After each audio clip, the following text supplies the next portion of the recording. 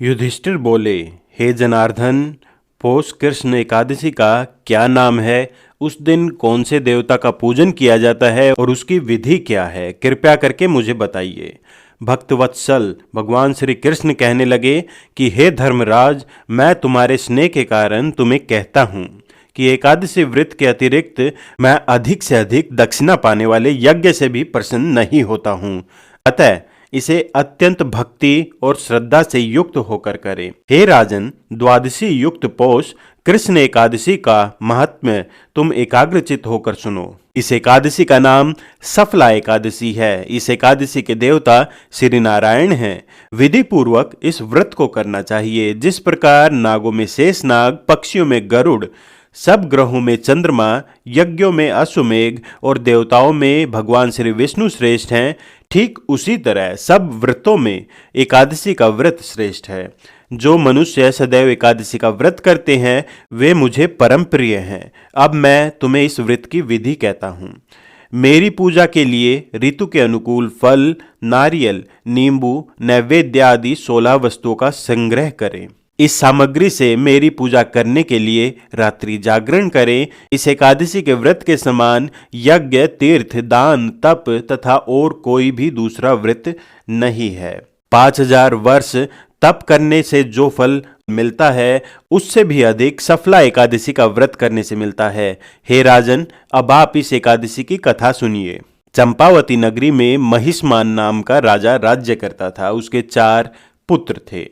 उन सब में लुम्पक नाम वाला बड़ा राजपुत्र महापापी था। वह पापी सदा पर स्त्री और वैश्यागमन तथा दूसरे बुरे कार्यों में अपने पिता का धन और वैभव नष्ट करते हुए जा रहा था। सदैव ही देवता, ब्राह्मण, वैष्णवों की निंदा करता था। जब राजा को अपने बड़े पुत्र के ऐसे कुकर्मों के बारे में पता चला तो उन्होंने उसे अपने राज्य से निकाल दिया।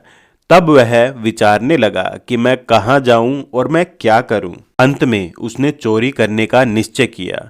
दिन में वह वन में रहता और रात्रि में अपने पिता की नगरी में चोरी करता। प्रजा को तंग करने लगा। कुछ समय पश्चात सारी नगरी भयभीत हो गई। वह वन में रहकर पशु आदि को मारकर खाने लगा। नागरिक और राज्य के कर्मचारी उसे पकड़ तो लेते किंतु राजा के भय से छोड़ देते। वन में एक अति प्राचीन विशाल पीपल का वृक्ष था। लोग उसकी भगवान के समान पूजा करते थे। उसी वृक्ष के नीचे वह महापापी लुम्पक रहा करता था। कुछ समय पश्चात पौष कृष्ण पक्ष की 10वीं के दिन वह वस्त्रहीन होने के कारण शीत के चलते सारी रात्रि सो नहीं सका। उसके हाथ पैर अकड़ गए। सूर्योदय होते होते वह मूर्छित हो गया। दूसरे दिन एकादशी को मध्याह्न के समय सूर्य की गर्मी पाकर उसकी मूर्छा दूर हुई। गिरता पड़ता वह भोजन की तलाश में निकला। पशुओं को मारने में वह समर्थ नहीं था। अतः पेड़ों के नीचे गिरे हुए फल उठाकर उसी पीपल के वृक्ष के नीचे आ गया।